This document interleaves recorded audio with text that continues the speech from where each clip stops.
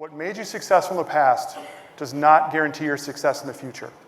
If you can always remember that and not get too hung up on just how successful you've been, and always be willing to look at these new possibilities, these new opportunities, and recognize how different things could be, regardless of your decades and decades of success, that's what differentiates you. Because the big companies that fail, it's not because their CEOs and their leadership wasn't smart or didn't want to be successful. So they weren't future ready. They were too hung up on their previous successes to continue that success into the future. And I'm certainly not saying I think every single one of these is automatically good. That's something with futurists where people think, oh, you're a futurist, you think every new technology is just amazing. No, some of these technologies represent real challenges. But the good news is, rapid change can be a competitive advantage when you're the one who's ready for it. When you're the one who's paying attention and looking out there and anticipating these possibilities. ChatGPT went from 0 users to 100 million users in 2 months. That is unbelievable. I've been a futurist for more than a decade. I have never seen a technology go from the extreme edges to the mainstream so quickly. All these different technologies don't advance in a silo or in a vacuum. They mix and remix and accelerate each other. And that can really change when we're anticipating something, kind of the time frame and what impact it could have. But what happens when you ship that many of something, when you have that large of a market? Way cheaper, way better, way faster. The competition is just brutal for improvements. So accelerometers get better, touchscreens get better, batteries get better, sensors get better, cameras get better. And it impacts and allows for so many other technologies just from that one technology advancing.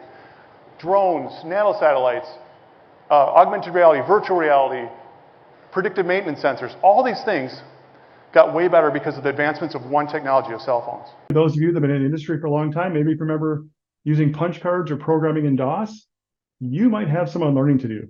You've probably been successful for decades, and you probably have a pretty fixed idea of how the world works, in certain aspects at least, which makes sense because it has worked for all this time. But you do need to remember, as fast as things are changing, it might not work that way anymore. Learn, unlearn, relearn. That becomes more important every single day with how fast the world is changing. We had a global unlearning event during the pandemic. How many things about how we thought the world worked didn't work that way after the pandemic happened? If I would have come to your leadership, you and your leadership in 2019 and said, everybody has to go virtual in a week, make it happen. You would say, I don't care how much money you throw at it, that is literally never going to happen. There's nothing we can physically do to make that happen. And look what happened. On a lighter note, does anybody remember back in 2017, there's a BBC reporter, and he had his kids run into his office when he was... It was a viral video that his kids ran into his office in 2017. If that happened now, what would people do? That wouldn't even be a blip. That would definitely not be a viral video if that happened in 2023, because we've unlearned that. Do you know what this button is on a car? Anybody recognize this button?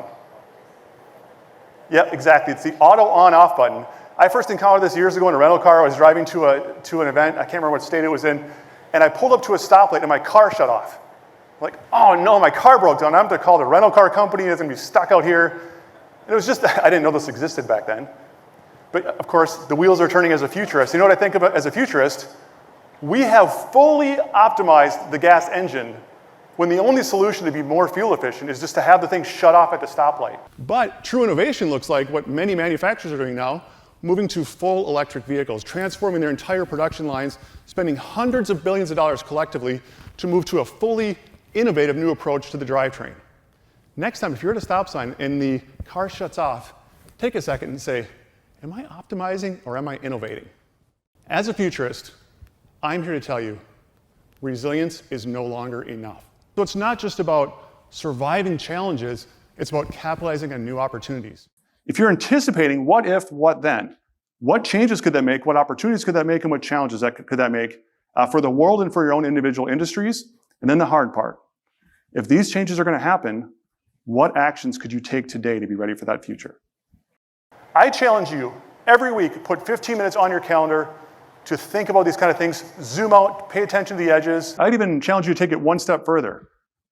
Take one of the busiest parts of your week. Let's say Monday at 10 a.m. is your busiest part of the week. Put your future 15 at Monday at 10 a.m. just to signal to yourself, your employees, your vendors, everyone, the future is so important, I'm making it a priority. So every time I see a new research paper, a new article that challenges my existing way about how I think the world works, I put it in my Counterpoint file. Say, wow, I thought it was this way, but this is pretty convincing.